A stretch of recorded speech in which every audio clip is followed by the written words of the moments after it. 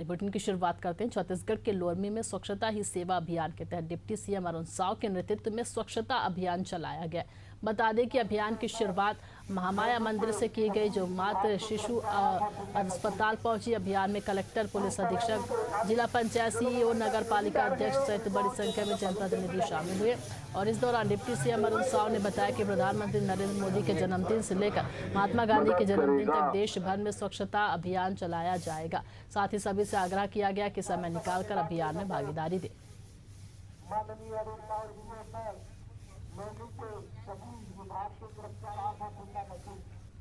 प्रधानमंत्री माननीय नरेंद्र मोदी जी के जन्म दिवस 17 सितंबर से लेकर 2 अक्टूबर महात्मा गांधी जी और लाल बहादुर शास्त्री जी के जन्म जयंती तक स्वच्छता पखवाड़ा, स्वच्छता ही सेवा है, ये अभियान पूरे देश भर में चल रहा है। लोरमी में भी लगातार 17 सितंबर से लोरमी नगर पालिका की टीम, लोरमी नगर की अलग अलग संगठन के लोग पिछले 10 दिन से क्रमशः स्वच्छता अभियान चला रहे हैं। आज हम सब भी स्वच्छता अभियान में लोरमी शहर में शामिल हुए हैं। मध्य प्रदेश के सीएम डॉक्टर मोहन यादव ने प्रदेश के किसानों को भरोसा दिलाया कि सरकार हर परिस्थिति में उनके साथ खड़ी है और किसानों को पीला मोज़ेक या फिर प्राकृतिक आपदा से होने वाले नुकसान की भरपाई करने का भी भरोसा दिलाया। सीएम डॉक्टर मोहन यादव ने कहा कि इससे पहले भी सरकार ने बाढ़ राहत राशि जारी की और आगे भी सरकार इसी तरह कठिन परिस्थितियों में खड़ी है। मोज़ेक या किसी भी प्राकृतिक आपदा से कोई भी किसानों का नुकसान हुआ है, हमने सभी कलेक्टरों के माध्यम से पहले भी बाढ़ राहत की राशि हमने कई जिलों को राहत जारी भी की है और आने वाले समय में भी किसी भी किसान का कोई नुकसान हम होने नहीं देंगे, हर हालत में उसकी पूर्ति करेंगे। किसानों के लिए सदैव सरकार उनके साथ खड़ी है। मध्य प्रदेश के सीएम डॉक्टर मोहन यादव ने पूरे प्रदेश वासियों को दशहरा और दीपावली की शुभकामनाएं दी और इस दौरान उन्होंने किसानों के लिए भावांतर राशि जारी करने का ऐलान किया और कहा कि जल्द ही सरकार इसके लिए डिटेल कार्यक्रम जारी करेगी और इसमें फसल उपार्जन योजना के तहत किसानों को पंजीयन कराना होगा। साथ ही सोयाबीन की फसल का MSP 5,328 रुपए का दिलाने का भरोसा भी दिलाया है। साथ ही वादा भी किया कि किसान फसल कहीं भी बेचे या उस फसल के विक्रय मूल्य और MSP मूल्य में जो अंतर होगा सरकार उसकी भरपाई करेगी। मध्य प्रदेश सरकार किसान कल्याण के लिए प्रतिबद्ध है। खास करके सोयाबीन के क्षेत्र में जिस प्रकार से अभी हमारी सरकार ने यशस्वी प्रधानमंत्री के माध्यम से सोयाबीन का वर्तमान का MSP का रेट 5,328 रुपये का जो रेट है वो रेट हम दिलवा के रहेंगे। इसमें वो अपना माल मंडियों में बेचे, लेकिन वो केवल पंजीयन हमारे यहाँ करा ले, तो इस आधार पर अंतर की राशि जो घाटा होगा सरकार देने के लिए तैयार है। यशस्वी प्रधानमंत्री के आशीर्वाद से किसानों के लिए कोई तकलीफ नहीं है।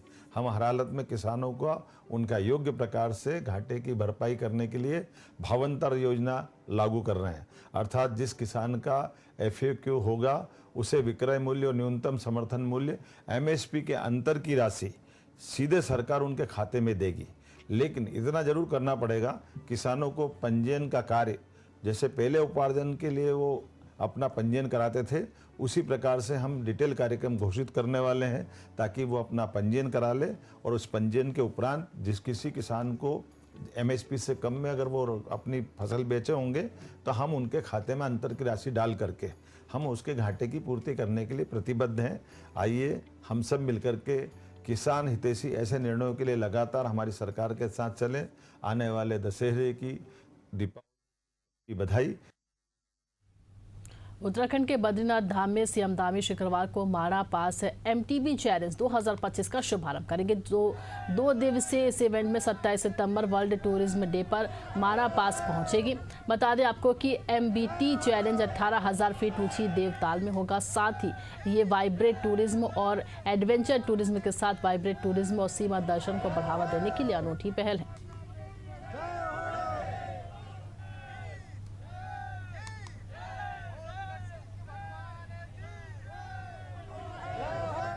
उत्तराखंड के जशपुर में किसानों ने धान खरीद को लेकर एक बैठक आयोजित की, जिसे लेकर उन्होंने बताया कि धान खरीद 1 अक्टूबर से प्रारंभ होगी। बैठक में धान की बढ़ती मात्रा को देखते हुए 45 की जगह 55 क्विंटल प्रति हेक्टेयर धान की तोल करने और नए 2 धान खरीद सेक्टर लगाने सहित अनेक समस्याओं से अवगत कराते हुए उप जिलाधिकारी से सभी मांगों को शीघ्र पूरा कराने की मांग की है, जिसके बाद उप जिलाधिकारी ने सभी समस्याओं को पूरा करने का आश्वासन दिया।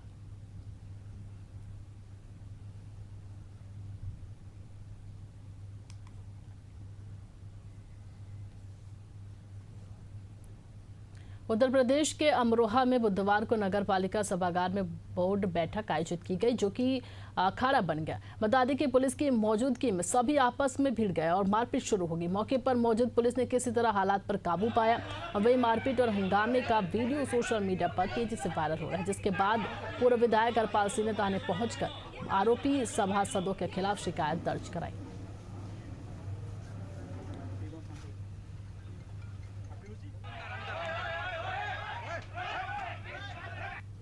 आज बोर्ड की बैठक थी। हम लोगों को पहले से आशंका थी कि बोर्ड में झगड़ा हो सकता। हमने इंस्पेक्टर महोदय से महिला कांस्टेबल मांगी थी कि वो महिला आक्रामक है, हमें चेयरमैन पर्सन को जान से मार सकती हैं, बदतमीजी कर सकती हैं। तो पहले मांग की थी, लेकिन उन्होंने महिला कांस्टेबल नहीं भेजी।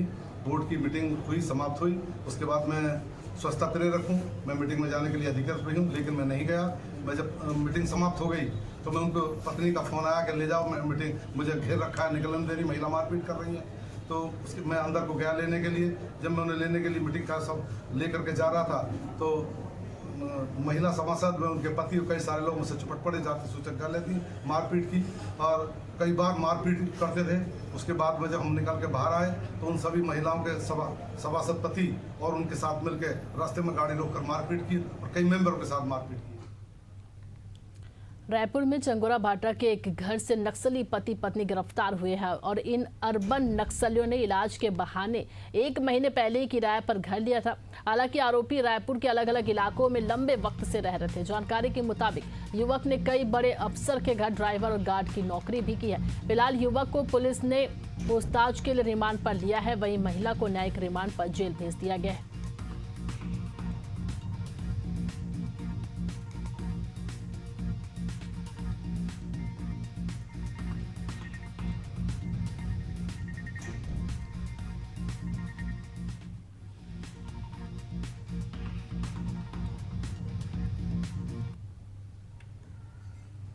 राजधानी रायपुर के डीडीनगर थाना के अंतर्गत चंगोरा भाटा में 2 अर्बन नक्सली पति पत्नी रमेश और कमला को एटीएस और पुलिस की संयुक्त टीम ने गिरफ्तार किया है।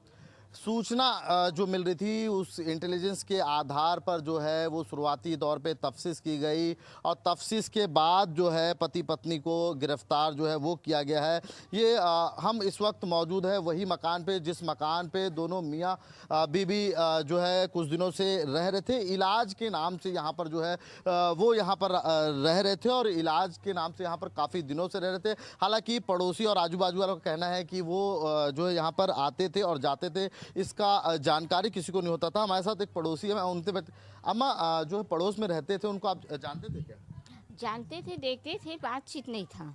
अच्छा, तो कितने समय आते थे, क्या जाते थे, इसकी जानकारी? सुबह मैं घर काम में जाती हूँ, मैं निकल जाती थी तो उन लोग कितना बजे जाते थे नहीं था मालूम। और शाम के समय उन लोग कभी 7:30 को कभी 8 को ऐसे आते थे, तो मैं अकेली रहती हूँ, खाना वाना बना के अपना अंदर हो जाती। अच्छा, दोनों ही रहते थे और कोई इनसे मुलाकात करने? नहीं, कोई नहीं आते थे, कोई नहीं आते। कुछ अन्य लोगों को आपने कभी नहीं देखे हैं। आपसे बातचीत करते थे? नहीं की है बात उन लोग। अच्छा, बात नहीं की है। कितने बजे आते थे और कितने बजे आते थे? अब वही तो सुबह कितना बजे जाते थे वो मेरे को नहीं है मालूम। और शाम के समय कोई दिन 8 बजे आते थे, कोई दिन 7:30 को आते थे, कोई दिन 8 से भी ज़्यादा हो जाते थे। तो ये जो है माँ पड़ोसी थी। हालांकि आप रूम को भी देख सकते हैं, यही साइज का सेम जो है वो बाजू में रूम है और इसी रूम में दोनों पति पत्नी रहते थे। हालांकि जो जानकारी मिल रही है उसके अनुसार जो है जग्गू उर्फ रमेश कुरसम और कमला कुरसम यहाँ मूल रहते थे और ये मूल रूप से बीजापुर के गंगालूर थाना क्षेत्र के रहने वाले थे। वर्तमान में डीडीनगर छात्र के चंगोरा भाटा इलाके में रह रहे थे। जो जानकारी मिल रही है उसमें 2017-18 में नक्सली नक्सली संगठन में ये एक्टिव हुए थे और पुलिस को आशंका है कि दोनों पति पत्नी रायपुर में लगभग 5 से 6 सालों से जो है वो रह रहे, अलग अलग जो है क्षेत्रों में वो रहा करते थे, इसकी भी जानकारी मिल रही है। साथ ही दोनों को गिरफ्तार करके बिलासपुर में विशेष जो है एनआईए में पेश किया गया है, जहां महिला को कोर्ट ने न्यायिक रिमांड पर जेल भेज दिया। वहीं जग्गू उर्फ रमेश को पुलिस रिमांड में जो है लेने की बात सामने आ रही है। आरोपी से पूछताछ में देखने वाली बात होगी कि बहुत सारे तथ्य जो है वो सामने आने की बात कही जा रही। साथ ही पुलिस को गिरफ्तारी के दौरान कुछ इलेक्ट्रॉनिक सामान जब्त मिला है। इसमें आरोपी नक्सली संगठन से जुड़े होने और उनकी भूमिका का जिससे पता चलने की बात सामने आ रही है। साथ ही ये वो रास्ता है जहां से वो आना और जाना किया करते थे। हालांकि जो खुफिया एजेंसी है उनको जब इसकी जानकारी लगी तो जानकारी लगने के बाद से जो है वो रेकी किया और रेकी करने के बाद जो है वो यहाँ पर जो है लोग आते थे। यहाँ पर कुछ लोग हैं। अम्मा, यहाँ पर जो लोग किराए से रहते उनको जानते थे क्या? नहीं जानते थे भैया, इसको तो नहीं मालूम। हम कभी देखे भी नहीं देखे थे। क्या 4 माह न रहते हैं, कोई साल भर रहते नहीं है ना ज़्यादा। तो हम लोग को उतना नहीं मालूम है। अच्छा, तो देखिए पड़ोसी जो भी है वो भी कहीं ना कहीं जो है वो जानकारी नहीं होने की बात कह रहे हैं। हालांकि ये वो है और भी लोग हैं, उनसे बात करेंगे, क्योंकि देखिए मकान के अंदर सिर्फ दोनों पति पत्नी ही यहाँ पर रहा करते थे। पुलिस को गुमराह करने की लगातार कोशिश जो है वो करने की बात सामने आ रही है, लेकिन पुलिस ने सख्ती से पूछताछ में ये पड़ोसी कुछ लोग हैं, हम उनसे जानकारी करेंगे। जो 2 लोग पुलिस की गिरफ्त में गिरफ्तार किया गया, उनके बारे में आप लोग जानते थे? नहीं सर, नहीं ऐसा कुछ नहीं आप लोग ने उनको देखा? एक आध बार ऐसी देखे हैं, लेकिन कौन है क्या है ऐसा कुछ नहीं पता। अच्छा, कितने दिनों से ये रह रहे, ऐसी कुछ जानकारी? मैं तो ऐसी एक आध महीना हुआ देखी हूँ, 1-2 बार ऊपर से देखी हूँ। अच्छा। और नहीं पता कि क्या करते हैं क्या रहते हैं, ऐसे बातचीत होती नहीं है। हम तो घर से निकलते नहीं हैं, तो ऐसा नहीं पता है। गए तो मार्केट गए, उसके बाद तो बस सब गृहिणी है, घर में रहते हैं।